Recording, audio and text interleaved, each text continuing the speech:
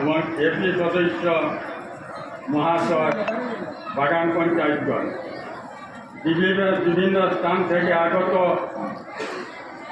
অতিথিগণ, হিন্দু জাগরণ সমাজের আমরা জনেরা আমাকে আমার এই শুভ কাজে দায়িত্ব দিলেন, তার জন্য আপনাদের অনেক অনেক ধন্যবাদ। আজ আমরা রামযজ্ঞ ও গৌ পূজনের মাধ্যমে এই কাজের শুভারম্ভ করলাম। এটা আমাদের গৌরবের কথা।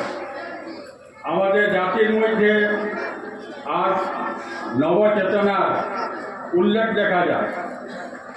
আমাদের লোকেরা প্রথমে এই কাজগুলা মূল্য বুঝত না, নিজ নিজ দায়িত্ব জানত না, জানত শুধু খেয়ে বাঁচা চলা। আজ আমাদের দেশ, আমাদের জাতি উন্নতির কাজ পথে চলছে।